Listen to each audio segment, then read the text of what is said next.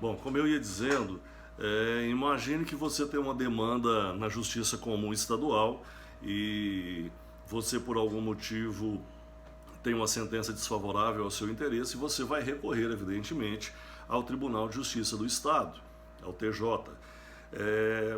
Se você não concorda com a decisão do TJ, você irá recorrer ao STJ, ok? Dentro do controle de constitucionalidade difuso. Então, é possível que a gente trate de controle de constitucionalidade no âmbito do TJ? Sim, do controle de constitucionalidade difuso, ok? Bom, então vamos lá. O artigo 104 diz assim: o Superior Tribunal de Justiça compõe-se de 33 ministros. Veja, aqui, pessoal, como são questões infraconstitucionais, evidentemente o número de matérias é bem maior do que das questões constitucionais que chegam ao Supremo Tribunal Federal. Daí a demanda por um número maior de ministros. Esses ministros estão divididos em 3 sessões, e essas sessões, por assunto, né, civil, criminal, etc., em 6 turmas, cada sessão dessa, tá bom? Então, olha só, se no Supremo nós temos 11 ministros com 2 turmas, aqui no STJ nós temos 33 ministros, 3 sessões e 6 turmas, para tratar de questões infraconstitucionais. O artigo 105 traz as competências do Supremo Tribunal de Justiça, né? Depois vocês vão analisar, entre outras coisas, por exemplo, compete ao STJ processar e julgar originariamente os crimes comuns dos governadores de estado, por exemplo, caso o nosso governador cometa algum crime comum, porque no crime de responsabilidade ele será analisado pela Assembleia Legislativa, tá bom? Então dá uma olhada nisso, artigo 105, beleza? E os tribunais estaduais, vocês vão ler aí entre o artigo 96 e seguinte, vai tratar também dos tribunais regionais e etc., mas eu não vou me deter nisso.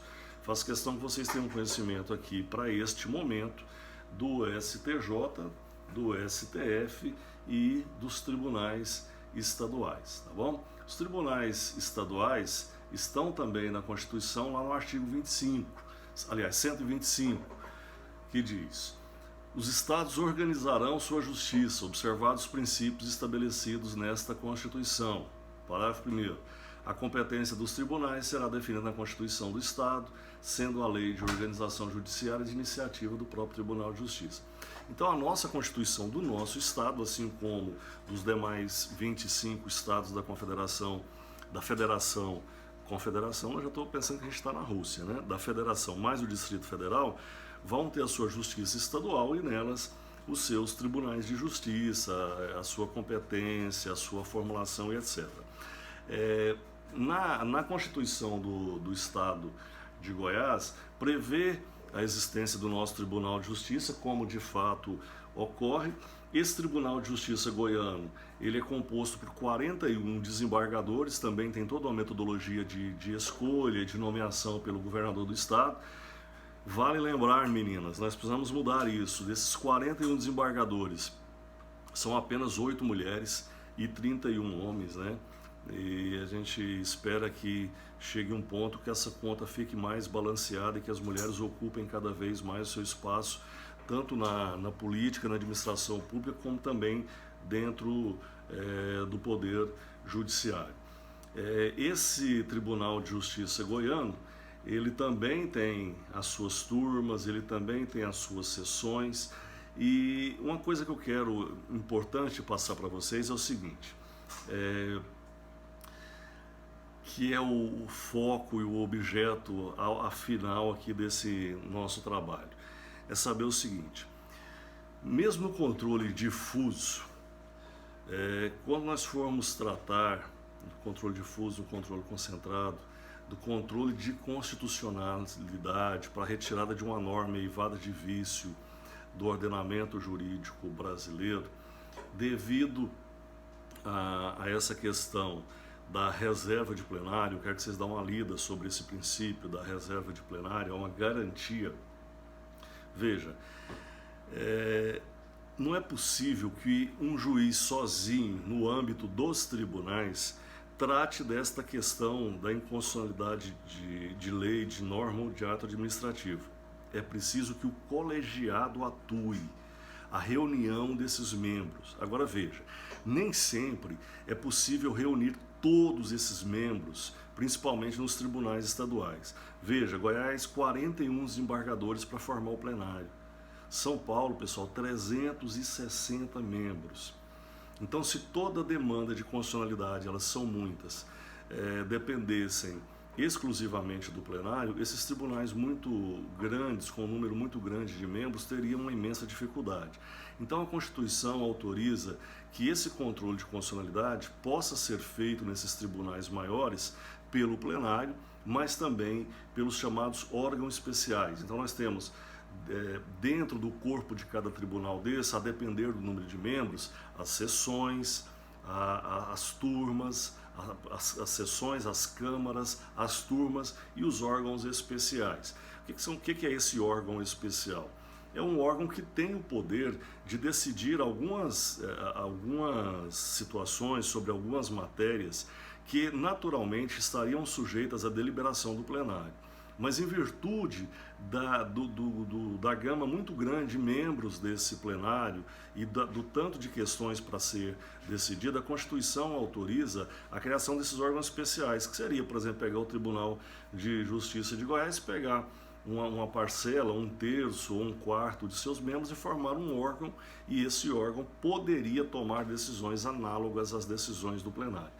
O órgão especial goiano, e chama-se mesmo órgão especial do Tribunal de Justiça de Goiás, é formado por 17 membros. O órgão especial do Tribunal de Justiça de São Paulo é formado por 25 membros. Então esses membros podem, tal qual o plenário, tomar decisões no âmbito do controle de constitucionalidade. Volta aí comigo no artigo 97, salvo engano. Ele vai falar para nós no 97, não, fui longe agora, hein? No 9311, veja, 9311.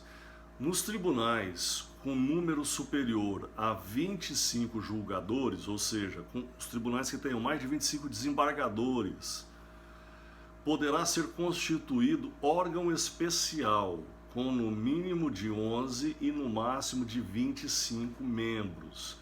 Então, o de São Paulo é o máximo, que tem 25, mas pode ser 11 para os menores. O Goiás, por exemplo, tem 17 membros.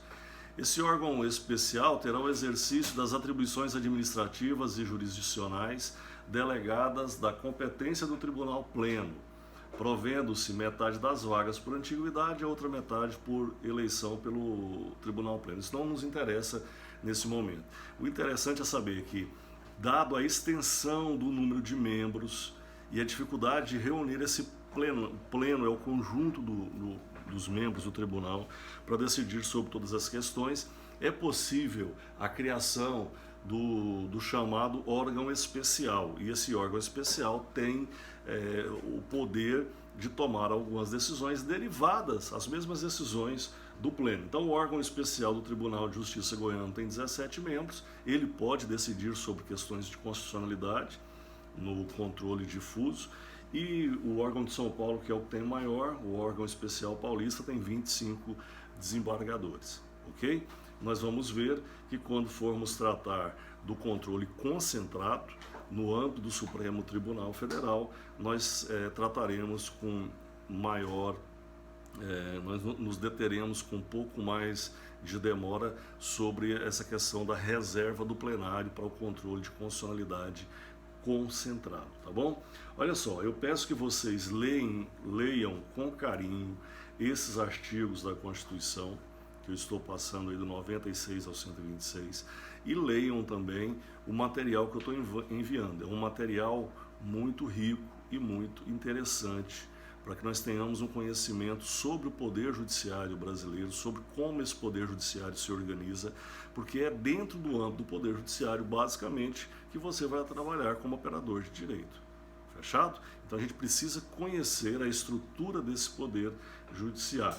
Aqui, o que mais importa para nós hoje, no controle de constitucionalidade, é saber como funciona e quais as funções do Supremo Tribunal Federal, dos tribunais regionais e estaduais, dos juízes e do STJ. Beleza? Espero que vocês foquem nisso. Faz um limpa nisso ao longo dessa semana, para que na semana que vem eu volte a falar dos efeitos das decisões do controle de constitucionalidade difuso e do controle de constitucionalidade concentrado.